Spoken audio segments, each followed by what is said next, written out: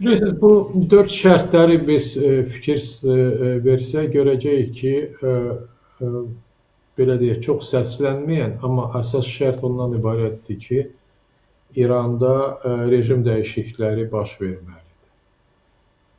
Yəni ssenari ki, tam dəyişsin və kimsə ayrı bir belə deyək, siyasi qüvvə İranı idarə eləsin.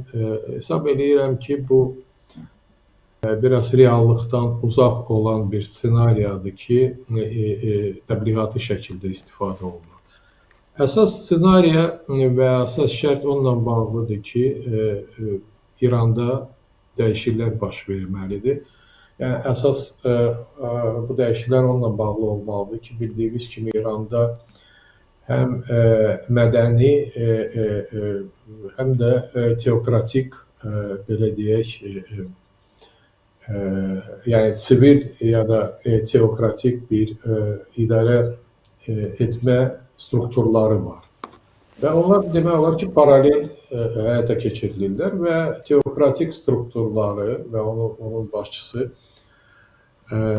seçilməyən İranın dini rəhbəridir və ona məxsus qurumlar demək olar ki, həm nəzarət, həm də idarə etmə funksiyaların dövlətdə olan funksiyaları öz üzərinə götürürlər.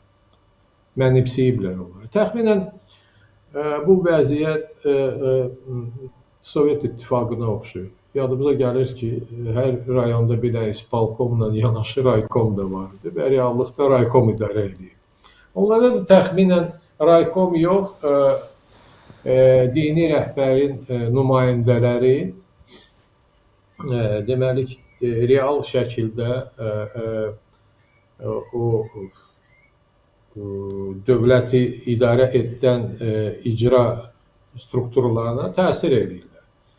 Və Amerika Birləşmiş Ştatların və Qərb koalisiyanın tələbi odur ki, buna son qoyulsun və struktur dəyişsin. Necə ki, Sovet vaxtında perestroika başlayandan sonra, yadımıza gəlirsə, bilmirəm, amma o vaxtları Komünist Partiyasının rolu xüsusilə konstitusiyasında təsbit olunmuşdur, birinci bənddə ki, Komünist Partiyası hər şeyi idarə edir və əsas rola malikdir.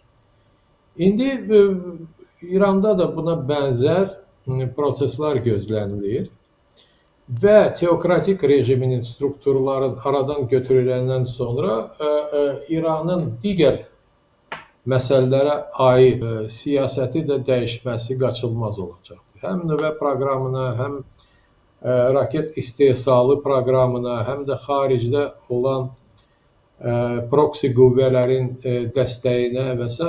son qoyulacaqdır. Ona görə əsas söhbət bununla bağlıdır.